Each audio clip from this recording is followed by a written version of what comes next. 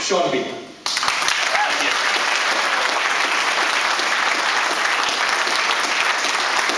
So I'm Sean Bielat, and I'm running for Congress against Barney Frank.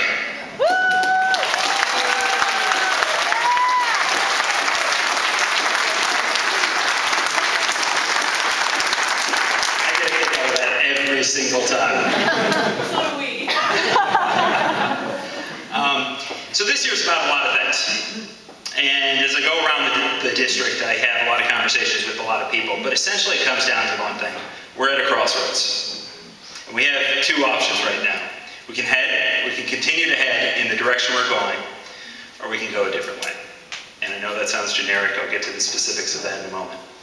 But the direction we're headed is one of a government which knows better than we do, which can spend better than we can, which can regulate businesses till they do the right things, or so goes the theory.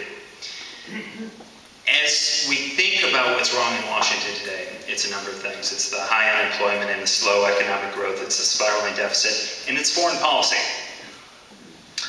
We've seen from the Obama administration a lot of confusion on foreign policy. They don't seem to have a clue what they're doing in Afghanistan. No one can say what a victory looks like. And if you can't say what a win looks like, you can't win. Barney Frank, though, embraces each of these things that I just mentioned. He is at the heart of the economic collapse through his continual, you know where I'm going with this? Through his two-decade push for expansion of home ownership, even to people who couldn't afford the loans they were getting, he led to the subprime mortgage expansion market bubble that led to the housing bubble and the collapse, which led to the housing collapse, and which led us to the point where we are today. So in a very real and direct way, Barney Frank is linked to the economy that we see today, to the 13.3% unemployment down in Fall River, to the diminished equity many of you see in your homes. Barney Frank's directly linked. There's a lot of responsibility to go around, but there's no single individual more responsible than Barney Frank. Now, I've had the pleasure of sitting down with him 6 or 8 times over the past week or two to debate, and he seems to disagree with me on his culpability in terms of Fannie and Freddie. He's gotten a little amnesia. He remembers in 2003 when he made a mistake, but not in 2004, 2005, 2006, or 2007. So I try to remind him. He likes to change the subject. And what he likes to change the subject to very frequently is cutting defense spending by 1/3.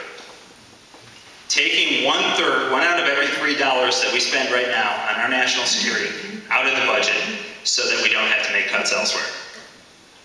There is certainly room to cut in our defense budget, but there isn't 33, 35% cuts in there. And so one of the things I've said to him during these debates on a couple of occasions is, how can you say that you're a friend to Israel when you want to take out 1 out of every $3 we spend for our defense? When you want to pull home all our foreign forces, which is essentially what he said. And he says, oh, well, you know, the Middle East is different. I wouldn't change anything there.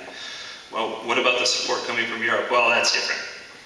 He neglects the fact that our posture in the Middle East, our posture in Europe, are part of our overall security strategy, and Israel is a key component of that. As a close ally in the war on terror, as one of the few countries, since 1948, Israel's been fighting this battle. And they're going to continue to fight this battle. And they're going to continue to be a close ally in constraining and restraining Iran and its regional ambitions. And we can walk away from that so that we don't have to make tough decisions elsewhere. But that's a bad idea. It's dangerous, it's wrong-headed, and it's irresponsible. And for somebody who's been in Congress for 30 years, who's one of the leaders of our Congress, who's one of the leaders of the thinking in Washington, to advocate that is, I don't even know the word for it, but we can't allow it to continue. And that's why on November 2nd, we got to make a change this year.